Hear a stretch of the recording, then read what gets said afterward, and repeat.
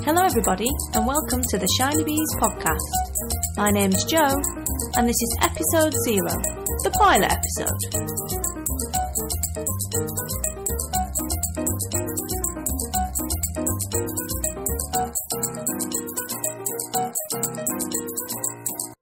The purpose of this episode is to see whether I'm any good at podcasting and whether I enjoy it and whether anyone actually wants to listen to me podcast. And as I've found out so far, by the enormous amount of deleting and resetting, that doing a podcast is actually quite a lot harder than maybe it sounds when you sat there listening to it whilst you're doing your crafting. So to start off with, I thought I would introduce myself and my background, what kind of crafts I'm into, where I am in the world, and then talk a little bit about what kind of things I'd like to do on the podcast, what sections I would like to cover. So as I've already mentioned, my name is Jo. I am British, as you can hear, and originally I am from the northwest of England in a town called Wigan, which is in between Liverpool and Manchester. So I do still have a little bit of a northern accent and may occasionally use words that exist in the northwest but not anywhere else. So if that is the case, then please do get on to me and I shall try and explain what the random words are that I've used. At the moment, though, I don't live in the UK. I actually live in a place in South Africa called Limpopo, which is the northernmost province in South Africa. It's quite rural, but a very beautiful province to live in. I'm here at the moment because my husband is working over here. And it's exposed me to a lot of new yarns to try and a lot of new techniques and some new classes and lots of other interesting things that I thought would be quite nice for you to listen to whilst you're doing your crafting. So, in terms of crafting, my main craft is knitting, which I've been doing for quite a long time, as very much an amateur whilst I was younger, and like pretty much everyone else, I was taught by my granny, who was rather Scottish and not at all unlike Supergran, and quite strict and really, really nice lady. Unfortunately, she died a few years ago. But recently, in the last sort of 3 or 4 years, I've taken up knitting on a bit more of a kind of professional level since being a grown-up and being able to kind of choose yarns properly and follow patterns properly and choose what I would like to make and then make it. I also sew. I do sewing classes at a place in town and I'm learning dressmaking at the moment, which is quite interesting but also a little bit frustrating because I'm one of those people who likes to see results very quickly. And I get very frustrated by drawing the pattern, fitting the pattern, cutting the pattern. I just want to sew the pattern. I want it to be finished. But it's very interesting there. I'm learning a lot of new techniques, which hopefully I'll be able to talk to you about during the course of the podcast. I'm also learning to crochet. It is a bit of a dark art to me at the moment because I can't quite get my head around the fact there's only one stitch on the needle, but I'm quite enjoying that. It's a different way of thinking about yarn craft. Hopefully I will have something more to report on that in future episodes. And I'm also learning to spin. I do own a spinning wheel. It doesn't have a name. It's definitely a she. It's a Kromsky Minstrel. And it's very beautiful. It's beautiful mahogany and very nice and red and lovely and looks very old-fashioned and not at all unlike a Rumpelstiltskin spinning wheel. But I also have a 15-month-old daughter and she has absolutely no fear. So spinning while she's around is quite dangerous because she does like to stick a hand in the wheel and everything like that. So it's at the moment it's kept on the spare bed in the spare bedroom where she can't quite reach it. And I must say, I admire that she would like to learn crafts at such a tender young age, but she just tends to kind of get in the way a little bit at the moment. And as I don't fancy a trip to A&E, because the nearest hospital is at least a 30-minute drive away, I think rather just keep it out of her way. It's safest all round. In terms of podcasts, I've been listening to them for a couple of years. And I must say the podcasts I listen to most at the moment are British podcasts. And that's not because I'm anti-American or Australian or Canadian or anyone else. It's just I quite like to keep things local and I find it much easier to understand English accents. Some of the American accents, when you're trying to concentrate on a complicated knitting pattern and you're trying to listen to an American accent, you have to really concentrate sometimes. I just find it a little bit difficult. So I decided, right, well, I'll start with the English ones, and the UK podcasters, not just English. And I will go through those first, and I'll catch up with all of those, and then I'll start listening to different podcasts from around the world. So the first one I started listening to was I Make. Hello, Martine. It's all your fault. And shortly followed by Electric Sheep, I Like a Playful Day, and Caithness Craft Collective, Tales from the Plain. There are a lot of great British podcasts. And Nipspin Cake, sorry, you have a lovely accent as well. And I've started recently to listen to a couple of others. But there's quite a big problem with living in rural South Africa. And that is that the internet is extremely expensive and a little bit temperamental. So it means that I really have to plan which podcasts I want to download and listen to, and be quite strict with the rationing of podcasts because it's very, very expensive. It costs, I think, 250 Rand, which is about 20 English pounds. Not sure what it is in dollars, I'm afraid. And probably about $30 for 2 gig. So that isn't a lot of podcasts. Won't even do your email for the whole month. So we end up spending quite a lot of money on the internet, which means my husband does not let me download a lot of podcasts like I would be able to do in the UK. So to combat this, when I go back to the UK, I just download everything onto the iPad and completely burn up my in-laws' internet allowance. But, they have unlimited internet and it's all fine. So I'm currently catching up with a lot of podcasts from the last since Christmas to now that I downloaded when I was in the UK recently, which is good because it means I've got a lot of podcasts. But on the other hand, all the competitions and everything they're talking about happened months ago. So you think, didn't that happen quite a while ago? Oh yeah, this is from February. Brilliant. So it does have its downsides, but I suppose it's just like finding a new podcast and then catching up with all of that. In terms of the regular sections that I would like to do on the show, I'm definitely going to be doing an on and off the needles section, which I'll be calling Whipping Piccadilly, as per the Gomez song and the title of a blog post I wrote a couple of months ago about my works in progress. I also plan to talk a lot about South African yarns and yarnies and designers and the different producers that you come across in South Africa, because it's not something that I ever really was exposed to before I came here, and there are a lot of great independent dyers, and I think it would be really interesting for people who haven't necessarily found them yet to find them. Also, I'll talk a little bit about the food and the language. I can't speak a lot of the languages in South Africa. There are 11, of which English is only one. And I'm not here for an awful long time, so I don't have time to learn all the languages. But I am learning Afrikaans at the moment, and that brings its own interesting stories, to be honest with you. So I'll talk a lot about that, and also the different foods that I'm coming across whilst I'm here, and maybe some recipes. I did do a recipe for Knitting and Crochet Blog Week for Afrikaans bobotie, which is this really nice curried mince dish with funeral rice, I believe, which was quite sweet. A lot of the vegetables in Afrikaans cooking tend to be or end up being quite sweet, which sounds a bit weird when you're British and you're not really used to that, but it's really nice. So I'll talk a lot about that, and also the different places that I'm going to visit around South Africa. I'd quite like to do some reviews of yarns and books and patterns that I've been or will be knitting while I'm here or working on, and talking also about the different animals that we get around here. Because I live in a very rural area, we have a lot of interesting wildlife, shall we say. For instance, at the moment I've got a massive problem with warthogs, and they're not cute like on The Lion King. It's not Timon and Pumbaa. There's like whole families of them, and they break onto your lawn and completely decimate the grass because it's been a very dry winter here. So they haven't had much rain, so the grass hasn't grown a lot. So they're all starving, basically, which isn't very nice for them. But they can be very destructive, and they dig a lot and just completely mess up your garden. And especially when they have the little ones, they can be a little bit sort of aggressive.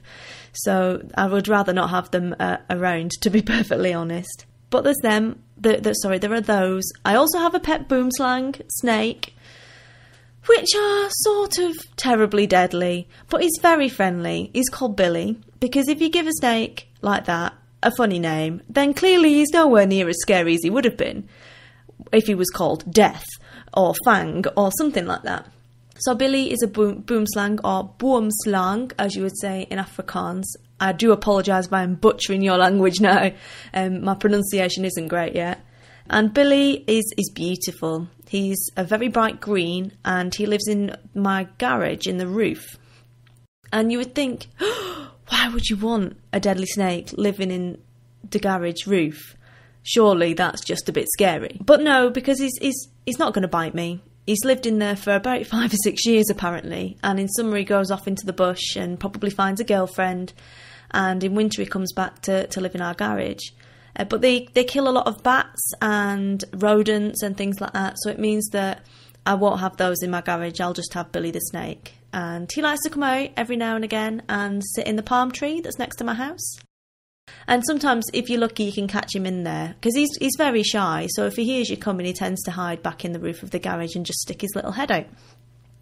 I have got some pictures of him, so I will put those up in the show notes, and I also blogged about them last year when I first got here, so there are some more pictures there and of the warthog, so I will also link to that as well. Other than that, the format will be fluid and sort of whatever I really feel like talking about at the time. I will warn you now, I have an accent. I am northern. There's nothing I can do about it. So if you don't understand anything, please do just email me and I will try and explain what it is exactly I'm talking about. And also, I do have quite a lively sense of humour, and I do tend to take the mick out of a lot of things, because I just find that life is so much more fun when you're laughing rather than being serious about things. So if you don't understand my humour, then again, please do email, or just resolve not to understand it really. It can be a little bit sort of lateral at times. But hopefully you will enjoy it, and I'll go on to the first section.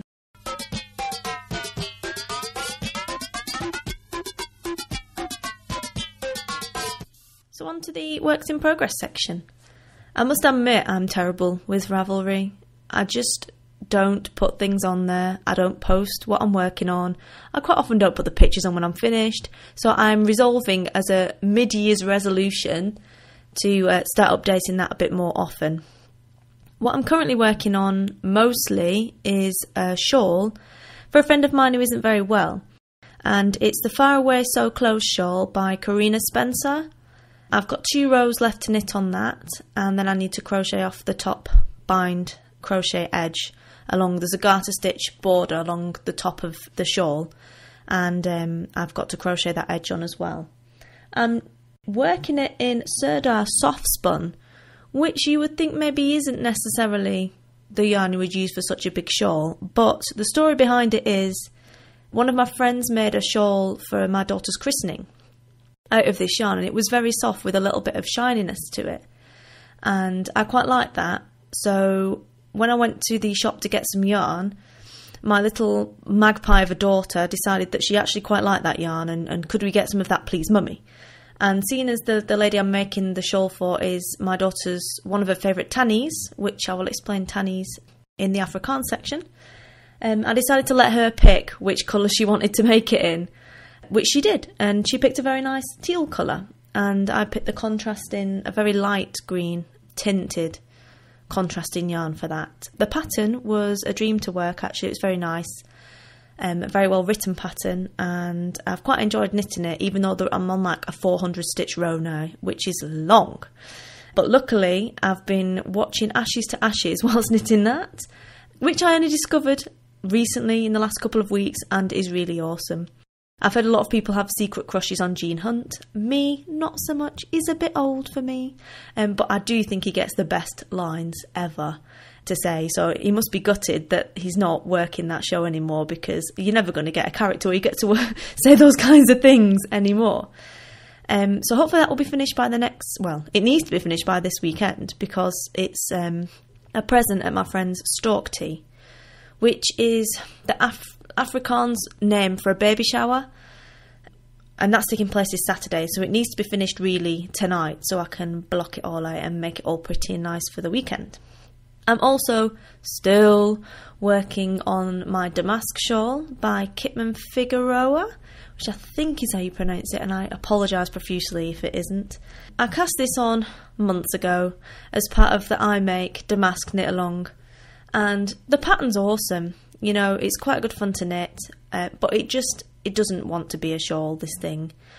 I've had so many problems with it, just casting it on. I ran out of yarn in the long tail cast on. I ran out of yarn when I was knitting the whole thing and had to get it custom dyed, another ball to match it. And I'm just having a bit of a mare with it. It's just fighting me every step of the way.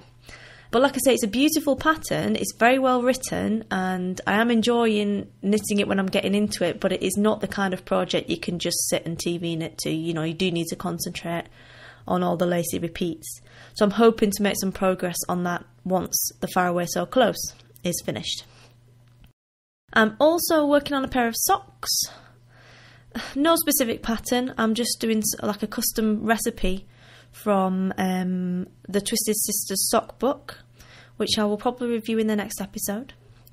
And they're for my husband. They're very nice. They're in Nurturing Fibres Super Twist Sock, which is a South African producer, Carle, and it's this season's seasonal sock club, and it's a self-striping sock yarn. It's extremely lovely to knit with. It's very kind of twisty. There's lots of spring in it. It's very easy to knit with. It doesn't split or anything like that. And there's really nice stitch definition on the work, so I really enjoy working with her yarns. And the colours are amazing. So I'm enjoying that. And I've just cast on an owl's jumper. I've never done an owl's jumper. I've had the pattern for ages.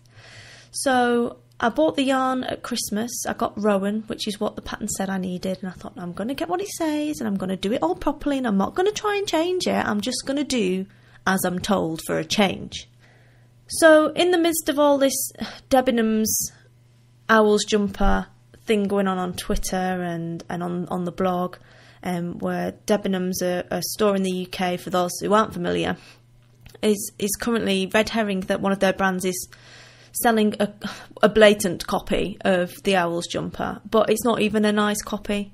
I mean, she's probably sat there, Kate Davis, thinking, well, I must have done something right because Debenhams has copied my awesome jumper. But I would be mortified at the yarn they've picked to copy it in. It's just not nice, and it doesn't do the original hand knit version anything like justice. But I think they're in the middle of sorting that out as I speak. I think I saw that Debenhams wants to kind of speak to her about it, because there's been a lot of angry sort of knitters going, I can't believe they've stolen your idea. Anyway, that pattern also looks very well written, but I've dropped a bit of a clanger, and I don't actually have the tips I need for the interchangeables. So I've started casting it on, but I've had to email my usual supplier on eBay and ask them would they mind awfully sending me some tips to South Africa so I can carry on with the project. But hopefully that will be here they will be here the end of next week, and then I can carry on with that. In terms of sewing projects, I'm working on some bunting, because all British people love bunting. And that is also for the stalk tee. The stalk tee.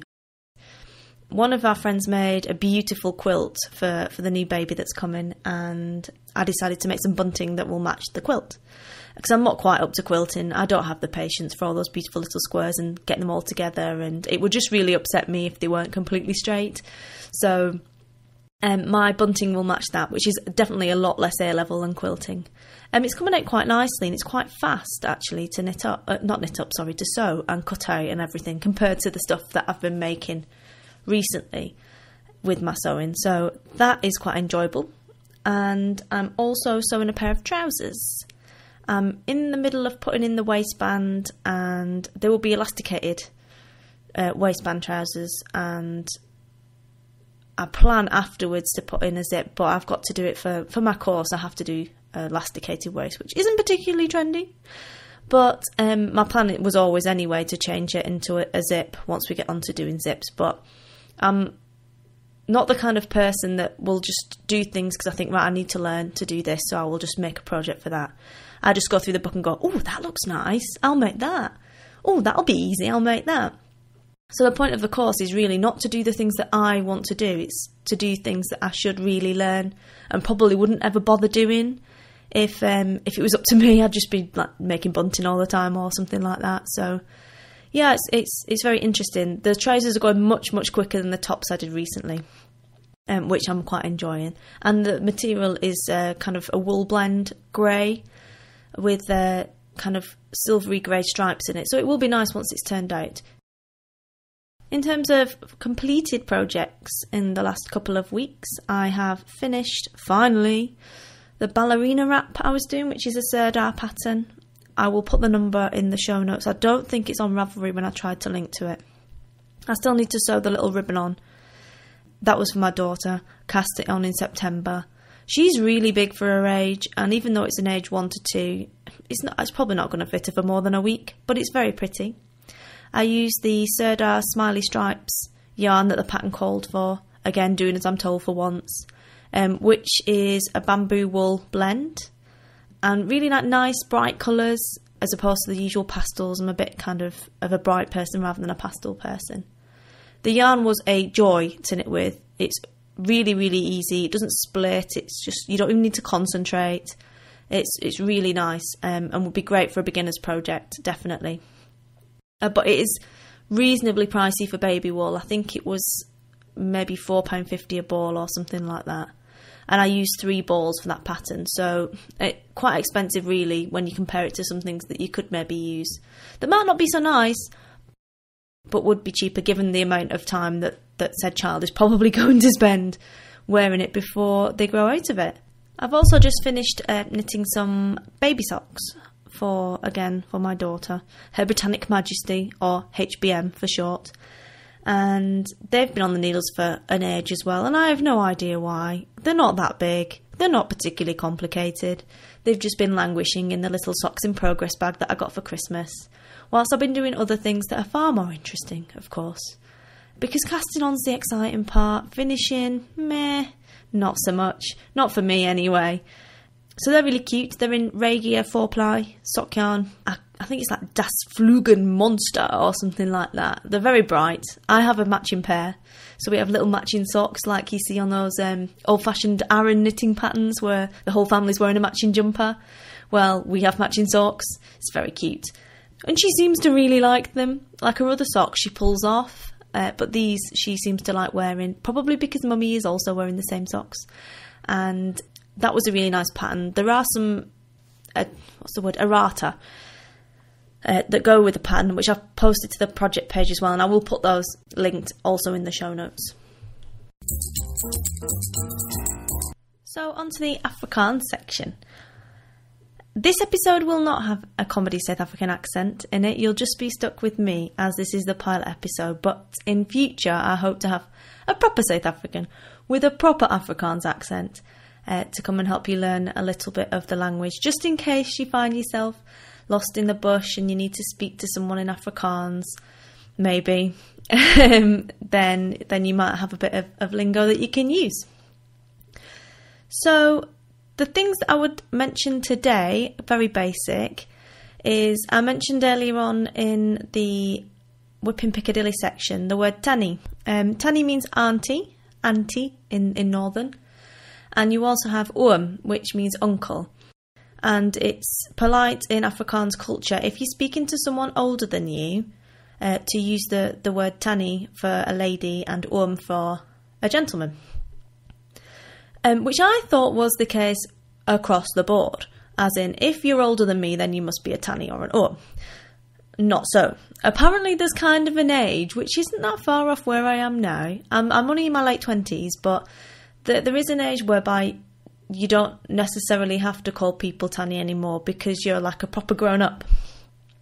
But I have been the victim of trying too hard on one occasion where my husband's boss's boss, his wife must be about 50, which means she's clearly a clear 20 years older than me. So I thought, she's Afrikaans, I must call her tannie, that's the respectful thing to do. Which it is, but she doesn't want to be a tannie. She's not a tannie. Don't call me Tannie Joe. Okay. I won't call you Tanny. So there are obviously some people who don't necessarily want to be called Tanny because they think it makes them old. I still do it because rather be too polite than to be impolite, in my opinion. And, this isn't my culture, and I will try, if that's the polite thing to do, to stick to that. So obviously my daughter is learning to call her Afrikaans uncles and aunties and Tanny.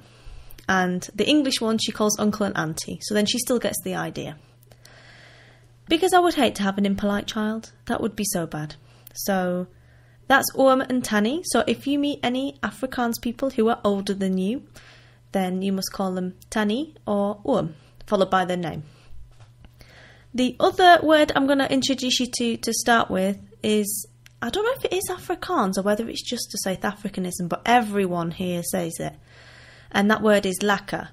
Again, I don't roll my R's anywhere near enough to sound properly Afrikaans, or even that English really. But lekker is a funny word. It means, or seems to mean to me, a few different things, but generally embodies greatness, awesomeness, brilliance. So, for instance, if I get a skein of something swanky like Malabrigo, not that I've ever had one, but say someone sent me one for my birthday, for instance, I would open it and be like, oh, this is a lekker present. As in, it's awesome yarn. It's really good yarn. It's lovely yarn. Or any other word to that effect. Also, lekker can, or seems to mean, very or a lot of. So, someone would say, oh, I'm lekker busy today, which means I'm very busy today. But not, I'm awesomely busy today, if that makes sense. And also, for instance, if you go for dinner at an Afrikaans household and you really enjoy your dinner because it was very nice, which all Afrikaans food I've tried so far has been really, really good, if possibly not, strictly speaking, healthy, but very, very nice. After the meal, you would say, baie dankie, as in, thank you very much. That was baie lekker. That was very good. I don't know if it's that was, or my sentence construction is not great at the moment. But baie lekker would be a compliment for someone's cooking or something else that they made. So if you made something really nice in knitting, that could be baie lekker as well. So the words for today are Tanny, auntie, uncle, baie dankie, thank you very much, and baie lekker, which is nice. And lekker in general, which is really awesome, really nice, a lot of, really great. So that brings us neatly on to the end of the pilot episode, because we're cracking on for half an hour already. I can't believe I've been talking for half an hour. I feel like I haven't even said anything, really. And there certainly weren't enough jokes in there. I'm still a bit sort of tense on the whole thing, I'm quite nervous about what I'm talking about and whether anyone's going to find it interesting. But hopefully you will have enjoyed it and maybe learnt something new, and you'll come back and listen to any future episodes that may or may not come. Hopefully they will, because hopefully I'll get some feedback. You can contact me via email, which is shinybeesinfo@gmail.com. I'm Shinybees on Ravelry, Shinybees on Twitter, and I also have a blog, which is shinybees.wordpress.com. All that remains for me to say is, hope you have a great week. Thank you very much for listening, and hopefully speak to you all again soon. Bye!